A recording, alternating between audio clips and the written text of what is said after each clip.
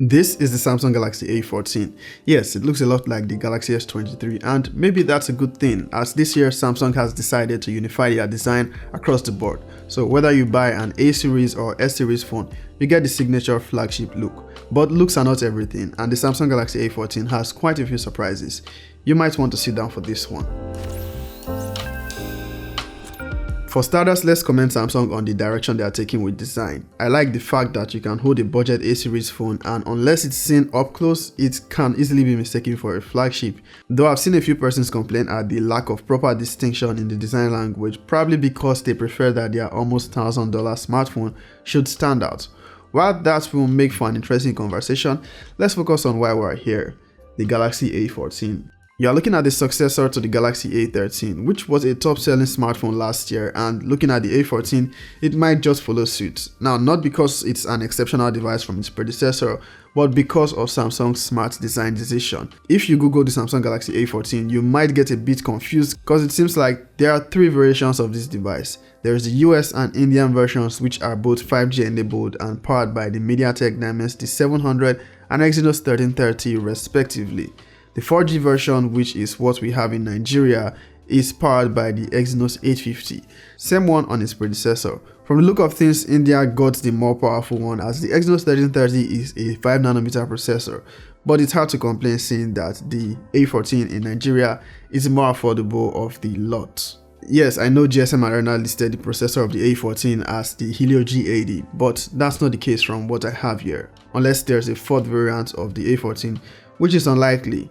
Now, speaking of affordability, the Galaxy A14 comes at a starting price of 116,900 Naira for the base version with 4GB of RAM and 64GB of storage. It's a good thing it doesn't cost more than the current A13, but I think I know just why it's a tad more affordable, and I'll explain in a bit.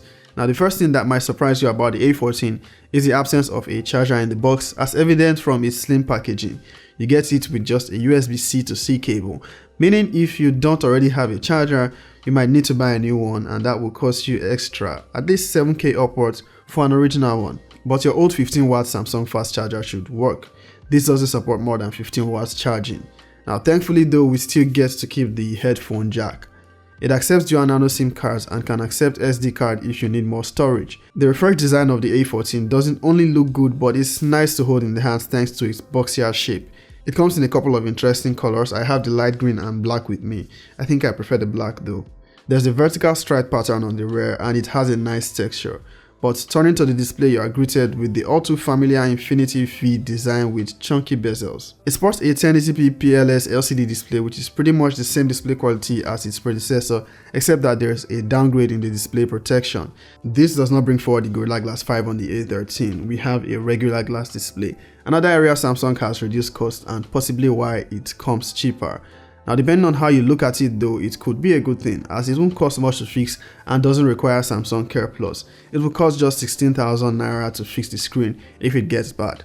The A14 still retains a 60Hz refresh rate display, only the 5G versions get 90Hz.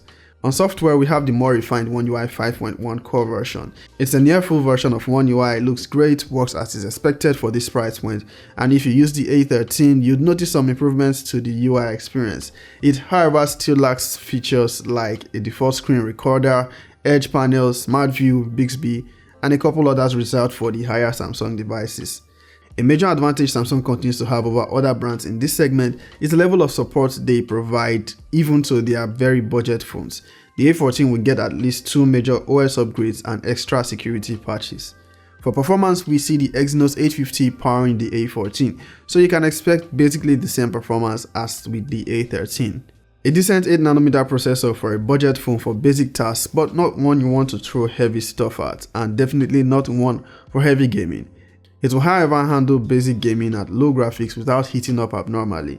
If you crave something more powerful, you either wait to see the A24 or pick up the A23. Battery life on here remains impressive and should last you upwards of 7 hours of screen on time, totaling at least a day of average use on a full charge. Depending on how you use your phone, it should actually last you at least a day and a half. For its cameras, we see a 50MP triple rear setup, with the extra cameras being a 5MP ultra wide and a 2MP macro camera.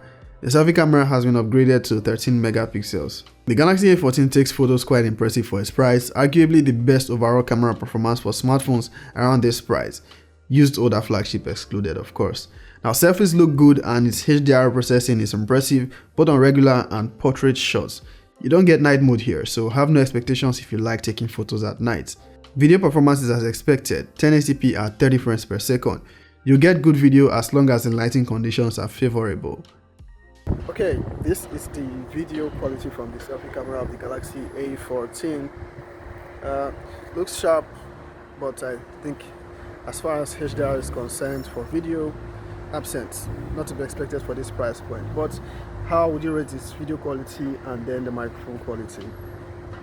Handling the Galaxy A14 in the first few hours, it felt familiar, and that's because it really isn't an upgrade from its predecessor, but more of a refinement in design. So a good choice if you are on a tight budget but want a good Samsung device that looks classy, gives you good One UI experience, great battery life and decent cameras. So should you upgrade from the A13 to this?